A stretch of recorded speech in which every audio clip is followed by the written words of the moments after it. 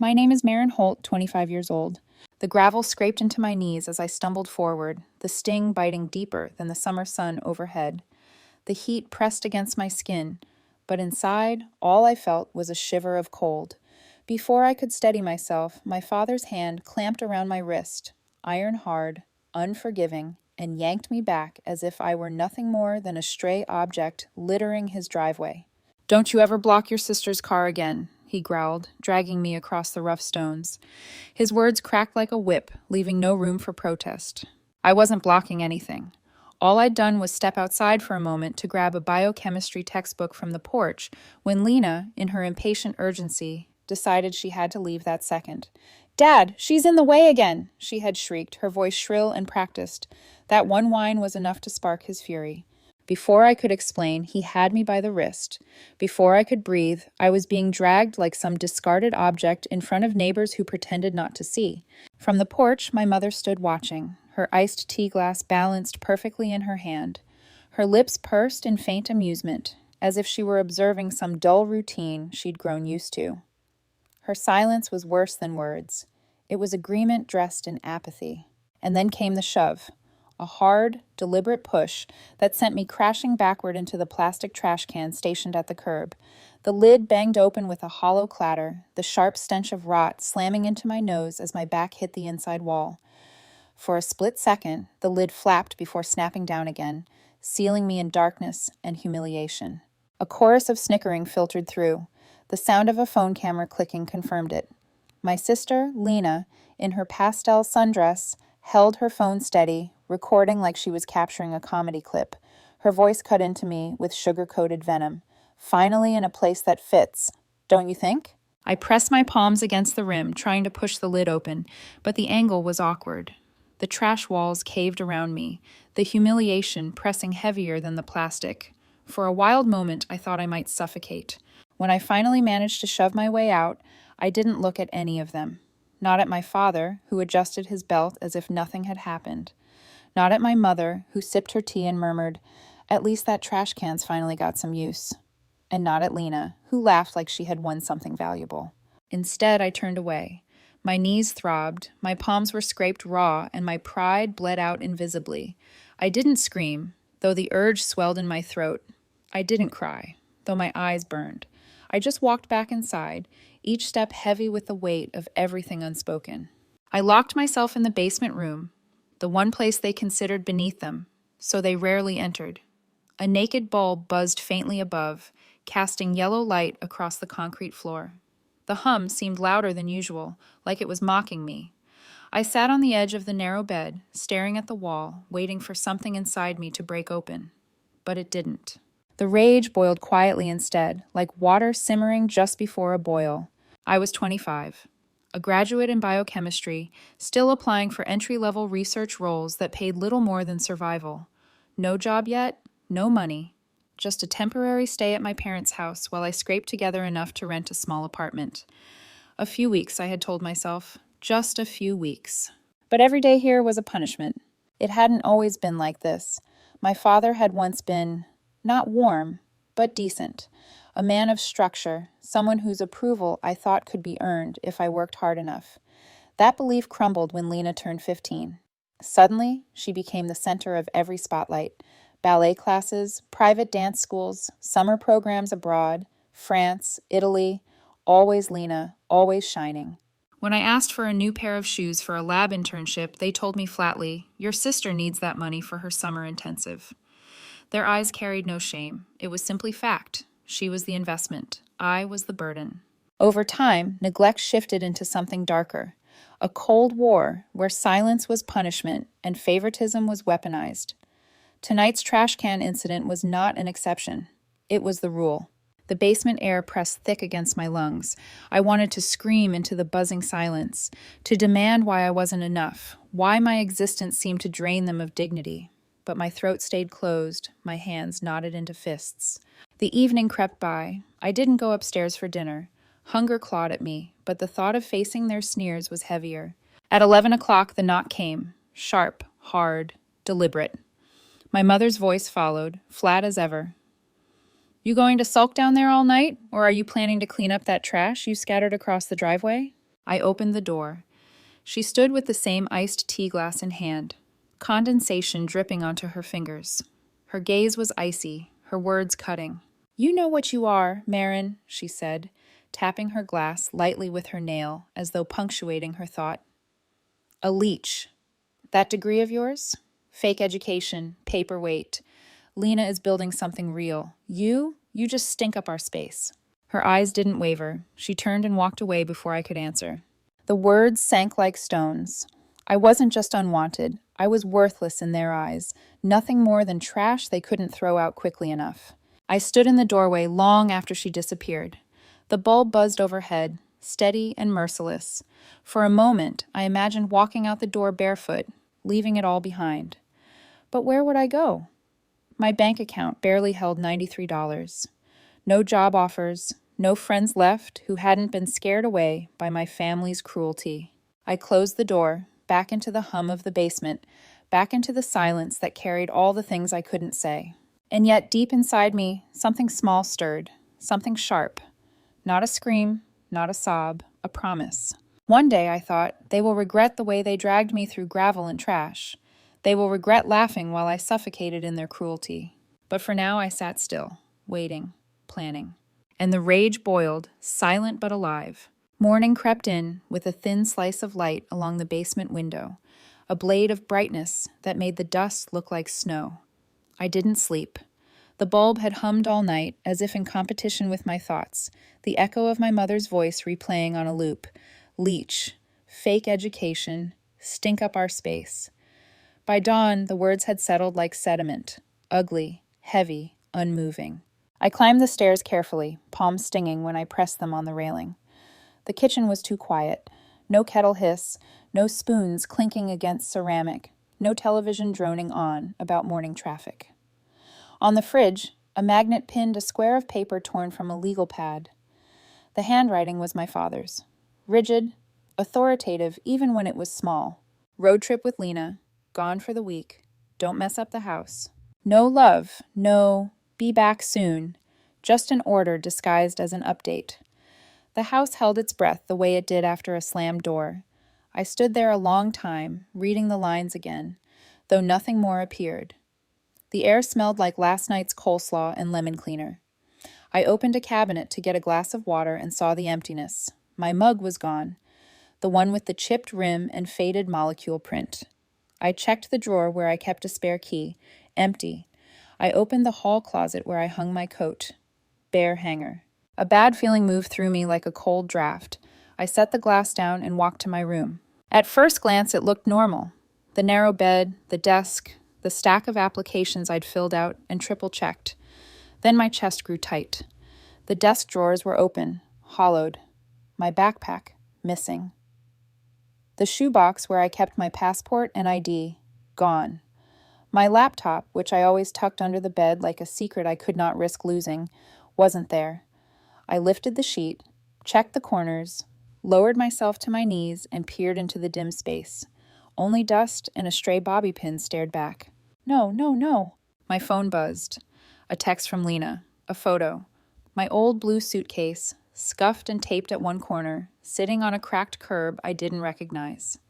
There was a chain link fence in the background and a sign slightly out of focus, white letters on green.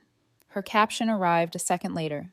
Oops, took a detour. Hope you like the new view. My fingers went numb. Another text replaced the first. This one from a number I knew as intimately as the scrape of gravel. Dad. I answered on the second ring. Where did you... We dropped your stuff off, he said, voice flat, and for once I heard what lay underneath. Not anger, not disappointment. Calculation. You'll find it at 91st Street Shelter in Ashland. Best start learning how the world works. Dad, you can't. My ID, my laptop, my research notes. Learn to keep track of what matters. End of discussion. Don't mess up the house. He hung up. For a moment, I couldn't hear anything but the blood in my ears. I walked to the porch barefoot and stepped into the light as if it would offer some answer. Heat rose from the boards. A car passed, distant and indifferent. Somewhere a dog barked. The sky was a hard blue, the kind that refuses to soften for anyone's pain.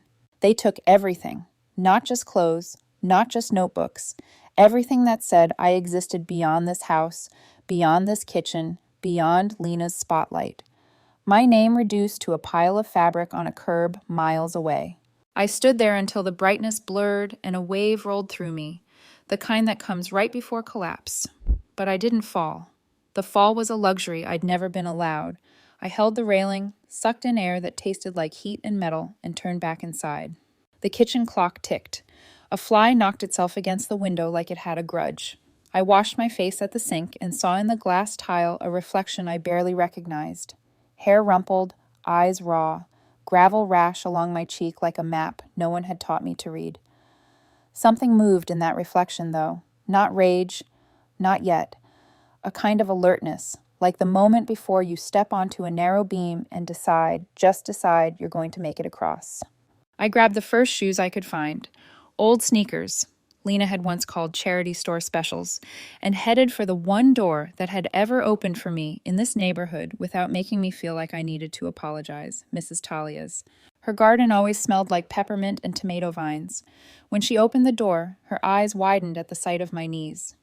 "Sweetheart," she said, voice trembling and practical at once. "What happened?" I told her. Not every detail, I didn't have the breath, but enough.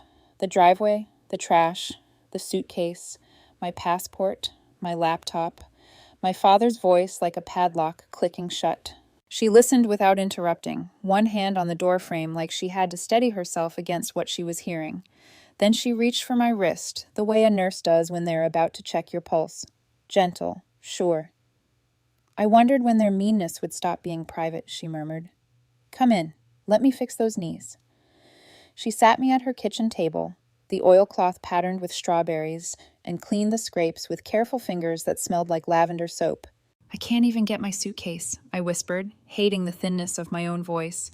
"It's across town at a shelter. I don't have bus fare. I don't have ID. If I can't prove who I am, I can't replace anything." "You are who you are," she said, not looking up as she dabbed antiseptic on a raw patch. "No laminated card can change that. But yes, we'll need a plan." She got up with the decisiveness of someone who has emotionally rehearsed a moment for years. She opened a drawer and removed a weathered envelope. $40, she said, counting it out. And from another drawer, she pulled a business card the color of weak tea. The print had faded at the edges as if it had been waiting a while for the right pair of hands. "My nephew," she went on. "Full name's Malik, though he mostly goes by Malik. He runs a vintage restoration shop 2 towns over. Good with wood, better with people. Owes me a favor that's overdue." She slid the card across the table like a ritual. "Call him." I stared at the card. The ink wasn't crisp. The phone number had been written twice, once printed, once in pen. There was a pencil sketch of a chair in the corner with the tiniest hash marks to show shadow. It was nothing. It was everything. "You don't have to," I started. She waved me off. "I'm old. I was saving this favor for something important. This is important." I blinked hard, then stood before the gratitude could turn into another kind of helplessness. "Thank you," I said. The words felt fragile and enormous at once. At the door, she paused. "Maren?" "Yes?"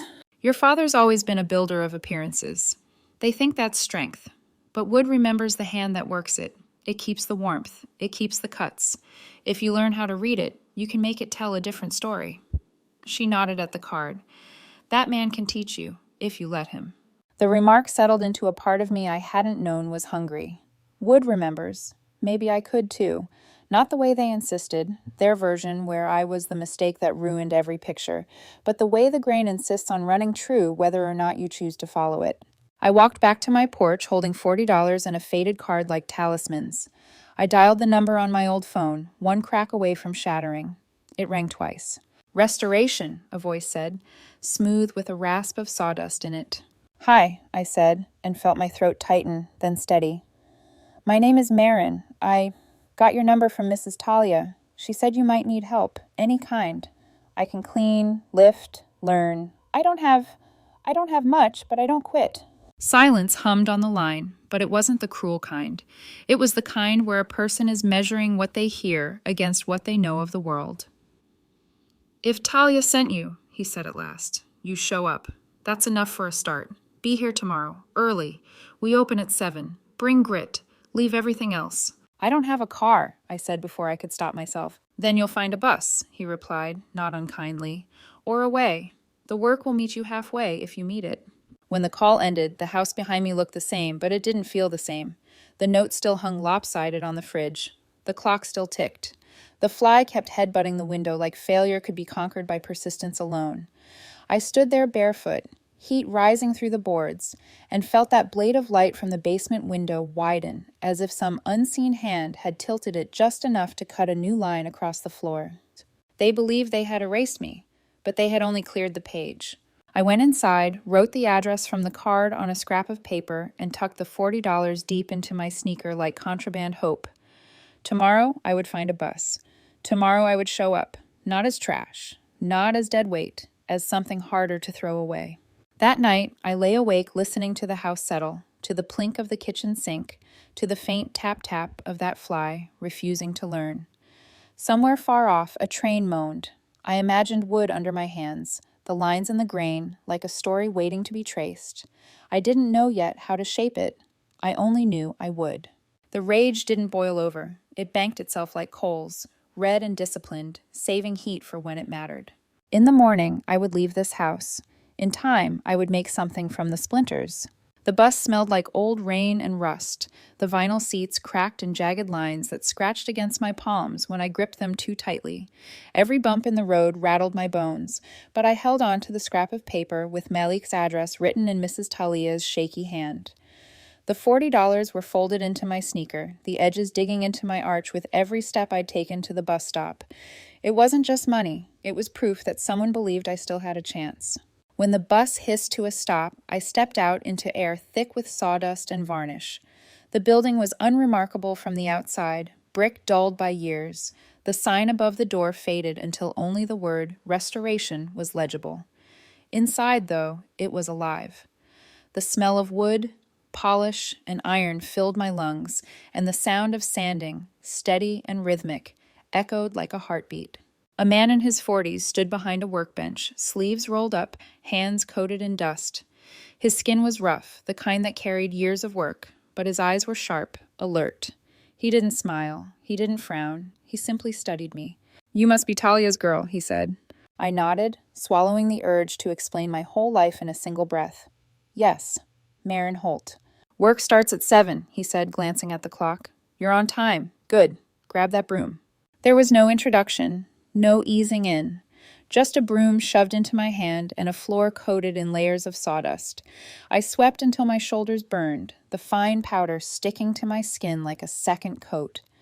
When I was done, he pointed at a stack of carved bedposts. "Sand them down, every groove. Don't rush." The first drag of sandpaper burned my fingers. The second made them ache. By the 10th, blisters had formed, raw and red. Still, I kept going. Hours blurred until the world shrank to the scrape of sandpaper and the sting in my hands. At lunch, Malik tossed me a sandwich wrapped in wax paper. I hadn't noticed the hunger gnawing at me until that moment. I ate quickly, almost ashamed of how desperately I needed it. He watched, but said nothing. By evening, when I finally set down the sandpaper, I felt hollowed out, my arms trembling from the effort. Malik inspected the bedposts, ran his hand over one, and grunted. "Passable. Tomorrow better." It wasn't praise, but it wasn't dismissal either. For me, that was enough. The days bled into weeks. Each morning, I showed up with the first bus, sweeping, sanding, hauling pieces twice my weight. I cut my palms on splinters, stained my clothes with varnish, and sometimes fell asleep on the cot Malik let me use in the back room. But slowly I learned. The sound of a plane cutting cleanly against wood, the smell of stain settling into oak, the patience it took to coax life back into something abandoned. The work hurt, but it didn't humiliate. The pain here was honest. It came from effort, not cruelty. The first time I finished a piece on my own, a small bench that had been cracked along its legs, I presented it to Malik with hands trembling more from nerves than exhaustion. He circled it, fingers trailing across the joints I'd glued, the fabric I'd reupholstered. He didn't smile. He didn't clap me on the back. He just nodded. "You've got grit," he said simply. The words nearly undid me. No one in my family had ever called me that. No one had ever looked past the failures. past the comparisons, to acknowledge what it cost me to keep standing. With the stipend Malik paid, I bought a secondhand burner phone and one change of clothes from the thrift store down the street. They weren't much, but they were mine. I kept my head down, worked, and at night, read whatever manuals I could find on design and restoration. I studied like my life depended on it, because it did. By the third month, Malik handed me my first client. A wealthy widow named Mrs. Cartwright wanted her late husband's roll-top desk restored. The piece was old, its once rich oak dulled, its corners dented. I worked on it for 2 weeks straight, every night polishing until my fingers cramped, every morning rechecking each groove for missed dust. When I delivered it, Mrs. Cartwright ran her hand across the surface, her eyes wet. "I haven't seen it shine like this since our wedding," she whispered. She pressed an envelope into my hands, insisting I keep it. Behind the shop, I opened it. More cash than I had ever held in my life. My breath caught, my chest tight with something I hadn't felt in years. Possibility. Still, silence from my family. Not a call. Not even to gloat. They had erased me from their narrative completely, as if I'd never existed. Some nights, I would scroll through Lena's public Instagram on the burner phone, masochism disguised as curiosity. There she was, poolside in designer swimsuits, sipping champagne, always framed by my parents' smiles. One photo froze me, a luxury picnic spread across the backyard lawn, champagne flutes catching sunlight. The caption read, "When dead weight finally disappears, life tastes like rosé." I stared at the words until my vision blurred. Dead weight. That was me. Erased, dismissed, celebrated for being gone. I thought I had buried the rage in sawdust and varnish, but it came roaring back. Not chaos this time. Clarity. If they thought I was dead weight, they were about to learn that the things you throw away have a way of returning sharper, stronger. I would not just survive, I would eclipse them. And for the first time, I realized survival was only the beginning. The shop became my world. Sawdust clung to my hair. Varnish seeped into the lines of my hands, and splinters decorated my palms like battle scars. But it was a world where I belonged, where the weight of every bruise and every scar meant progress, not punishment. At night, when the town dimmed and the streets outside emptied, I pulled my cot closer to the workbench and opened textbooks I'd borrowed from the library. Carpentry manuals, interior design guides, anything that explained how wood could be bent, carved, or coaxed back into life. I read with the same urgency I once poured into biochemistry notes, except this time the knowledge didn't feel like an abstract formula. It felt like survival, like breath. I began to sketch designs on scraps of paper, tables, chairs, bed frames, some simple, some ornate. Malik caught me one night, hunched over a sketch while the lamp burned low. He studied it without speaking, then slid a sharper pencil across the bench. "Lines matter," he said simply, and walked away. That was his way. Few words, no empty encouragements, but every so often a gesture that told me he saw me, really saw me. The stipend he gave was small, but I stretched it until it grew legs. I opened a thrift store laptop, battered and slow, and created an online profile, Heart Restoration. I couldn't bear to use my family's name anymore, not when every syllable carried the echo of their dismissal. So I gave myself a new one, Rue Hart. Rue, because I had been their regret, their burden, but also because rue is a plant that grows despite bitterness, stubborn and strong. Heart, because it sounded like heart, and I needed one that was mine alone. The first sale on Etsy was small, a jewelry box I restored from a cracked cedar chest. Then came a coffee table, then a dresser.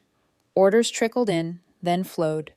Some weeks I barely slept, working in the shop by day and sketching or answering clients by night. Malik never commented on the exhaustion, but he started leaving a thermos of coffee near my cot in the mornings.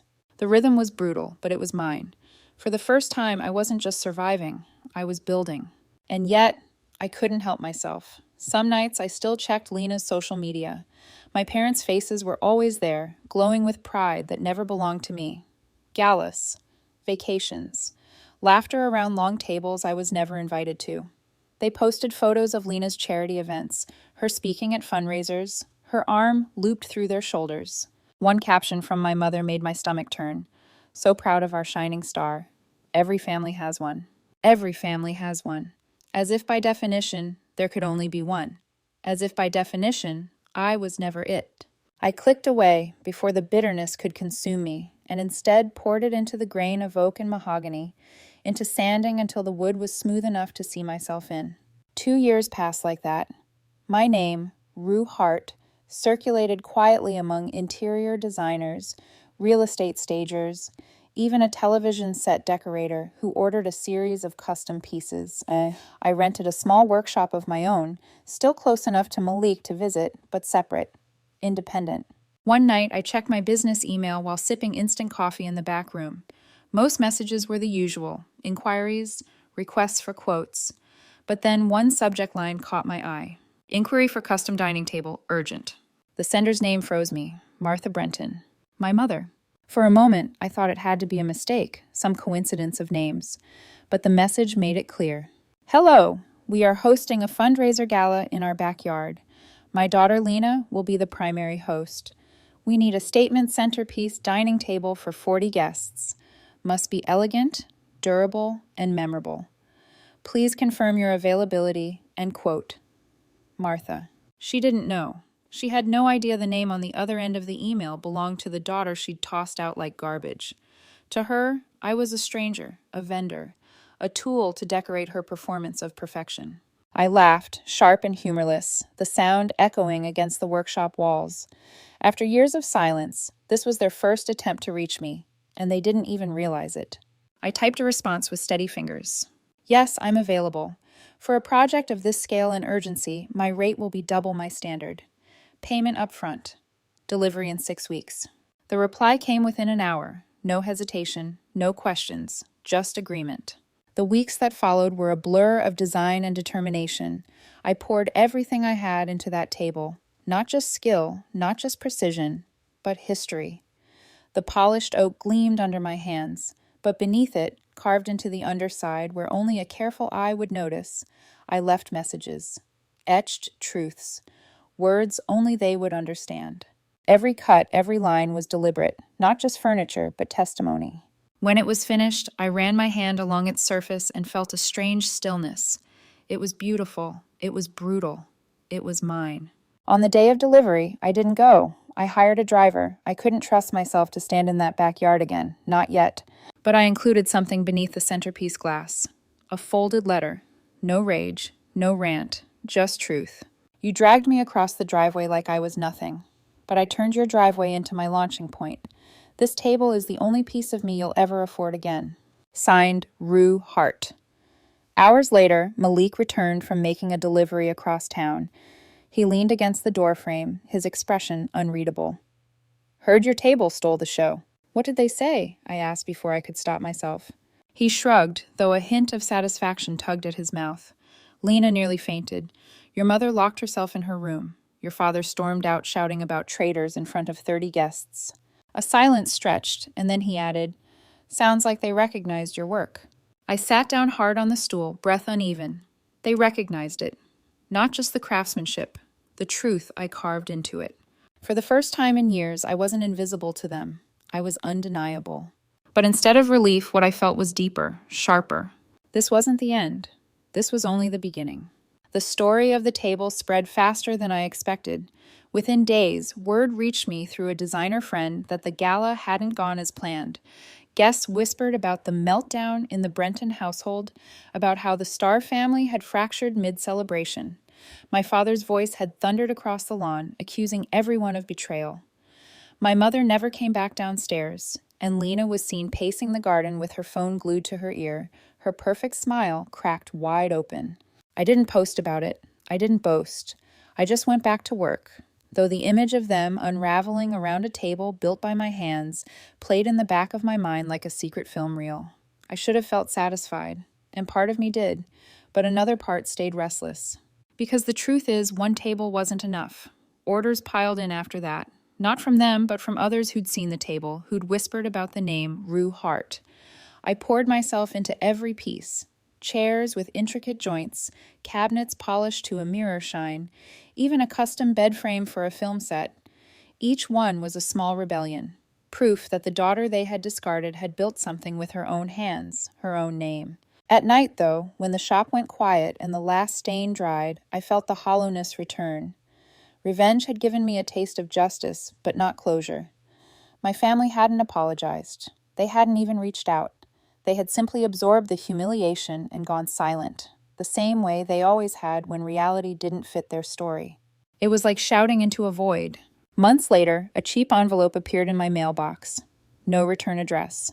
I nearly tossed it, assuming it was junk, but the handwriting made me pause. Slanted, rushed, my father's. I tore it open. Inside was a single photo. My childhood home. The shutters peeling, the paint dull, the lawn unkempt. Across the bottom of the picture, written in uneven ink, were 2 words: foreclosure pending. I stared at it until the edges of the photo blurred. The house wasn't just wood and nails, it was the altar where I'd been sacrificed again and again to keep their image intact. It was where my blood had smeared across gravel, where my mother had tapped her glass and called me a leech, where Lena had filmed me in a trash can.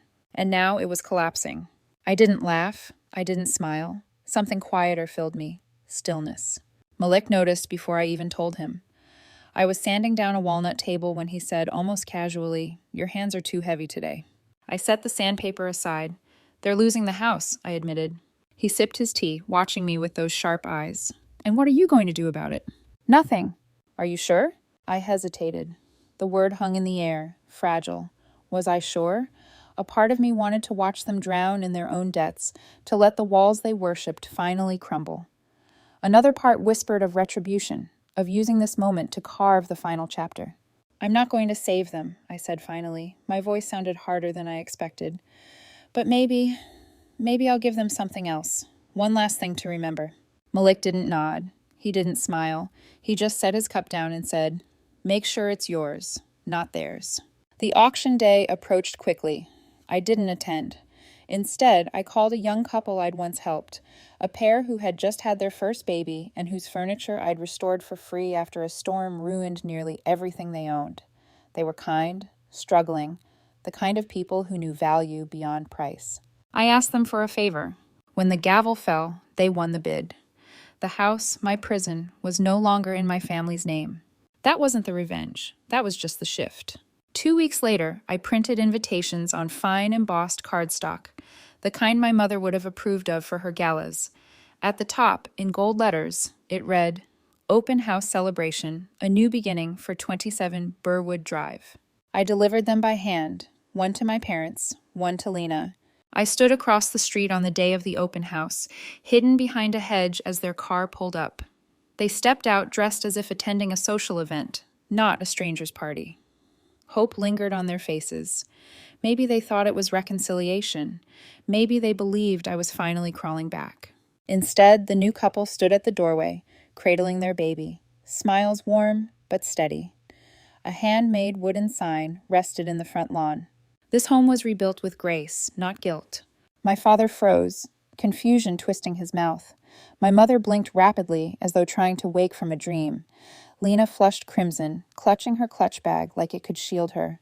And then the wife of the young couple said softly, "You must be here for Rue. She gave us everything." The name struck them like a blow.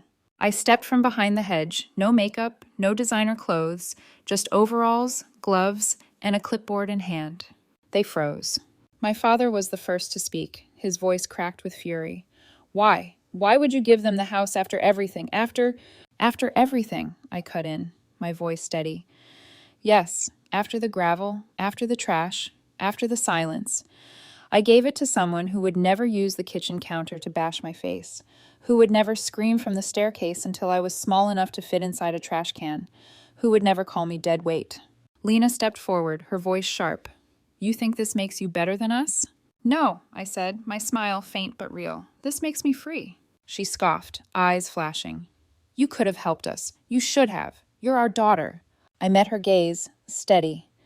"You threw your daughter in a trash can. You don't get to act shocked when she becomes recyclable." Their silence was louder than any scream, but I wasn't done.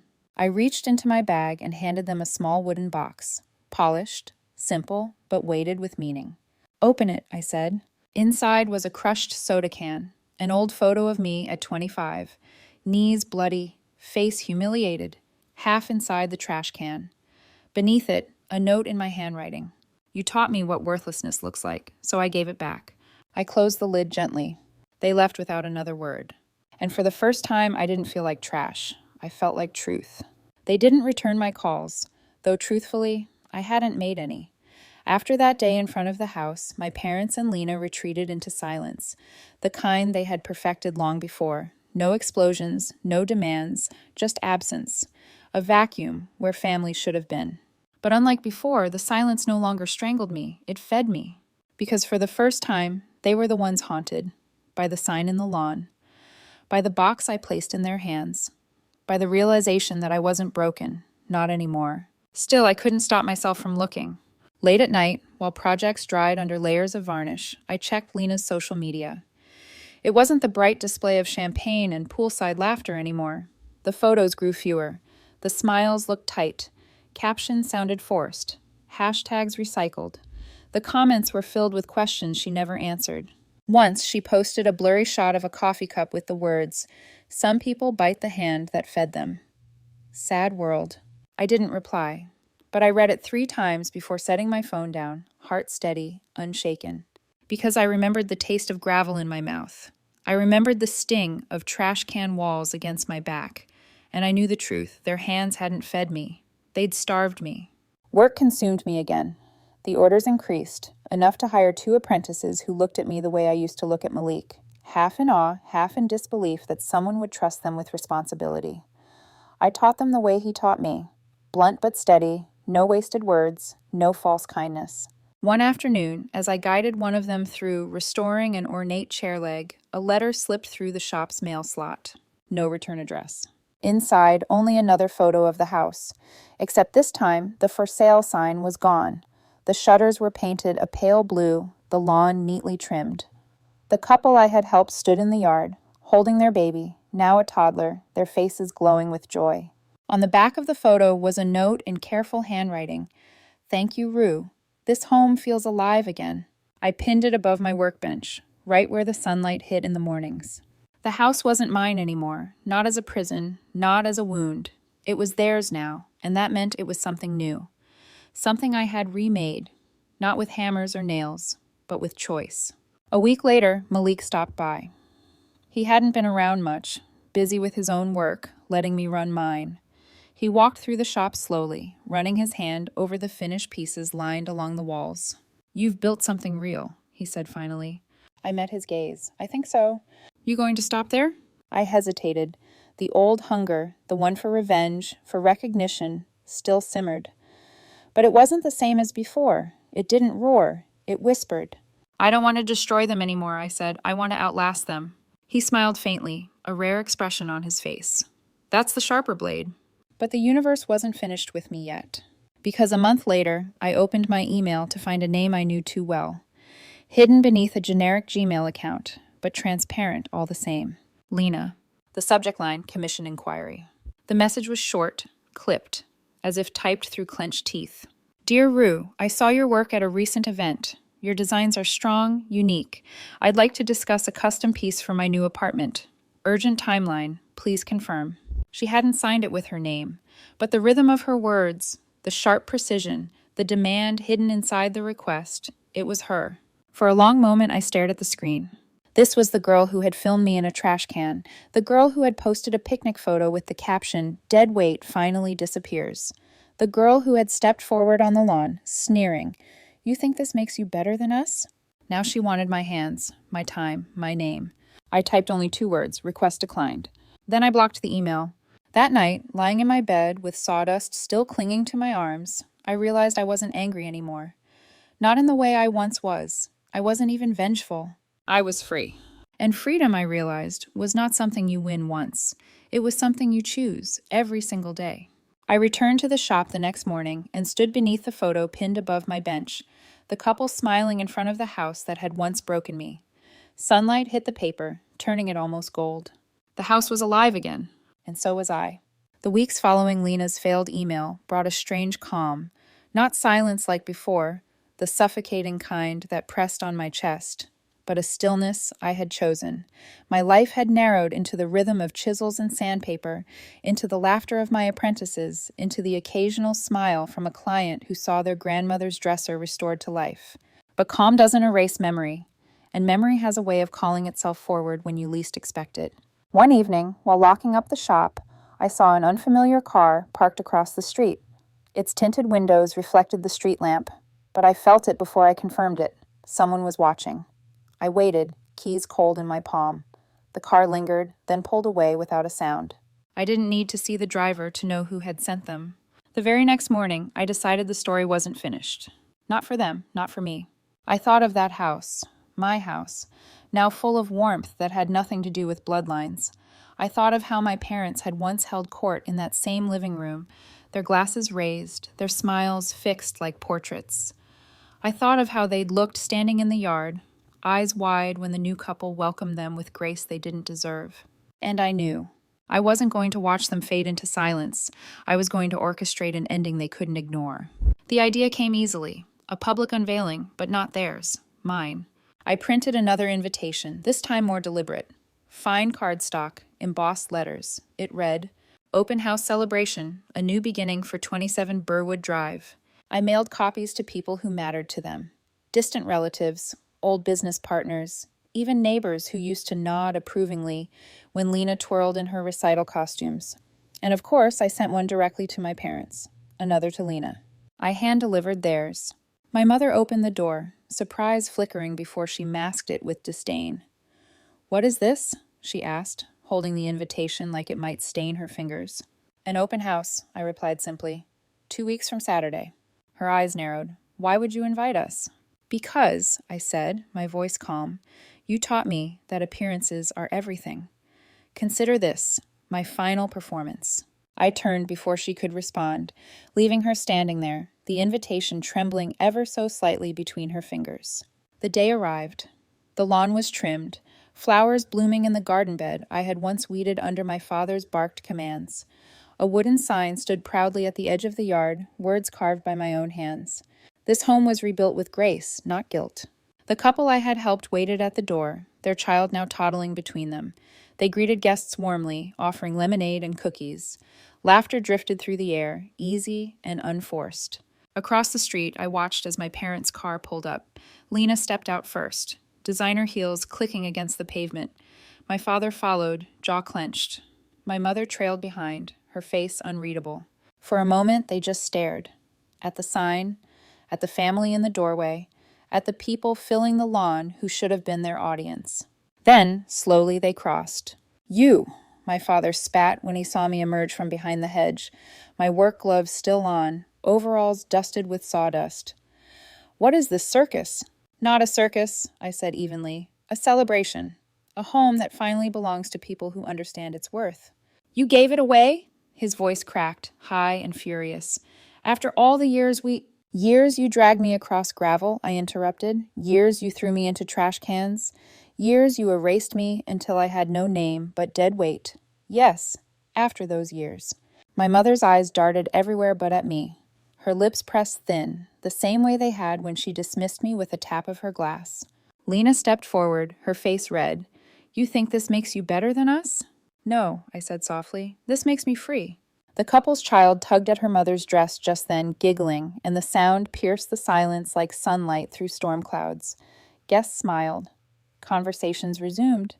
My family, for once, weren't the stars of the show. They were shadows at the edge of something they couldn't control. But I hadn't finished. From my bag, I pulled out a polished wooden box, simple but deliberate. I held it out. "Here," I said, "something for you to keep, since you've lost everything else." My father snatched it, scowling, and lifted the lid. Inside lay a crushed soda can, bent and sharp. Beside it, an old photo of me at 25. Knees bloodied, face humiliated, trapped half inside that plastic trash can. Beneath them, a folded note in my handwriting. He opened it with shaking hands. "You taught me what worthlessness looks like, so I gave it back."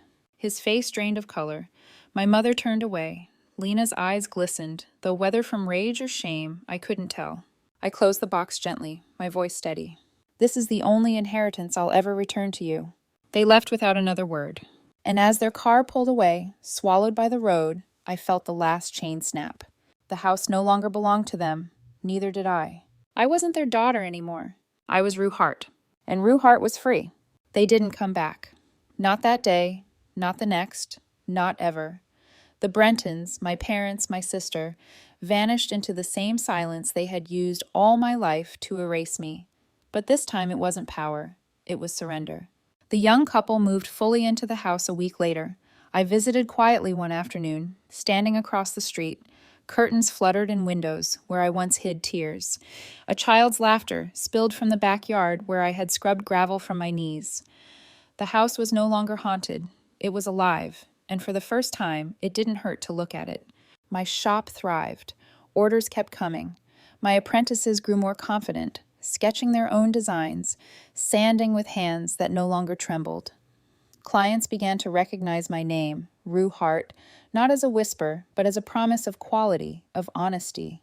I no longer checked Lena's social media. I no longer searched for my parents in the crowd. I didn't need to. Their story had ended for me. Mine had just begun. But the past has a way of scratching at the door. Almost a year later, another email slipped through my business inbox. The name on it was different. Generic, polite, but I knew the voice behind the words. Dear Rue, I admire your work. I'm seeking a designer for a very personal project. Discretion required. Please confirm availability. It was Lena. She hadn't signed it, but I knew. The cadence, the clipped urgency, the entitlement wrapped in politeness. It was her. For a long moment, I stared at the screen, remembering her laugh as she filmed me in the trash can, her scoff when she said, "You think this makes you better than us?" I typed only 3 words, request declined, permanently. Then I blocked the address. Some nights, I wondered if my parents still sat in that crumbling silence, waiting for me to crawl back.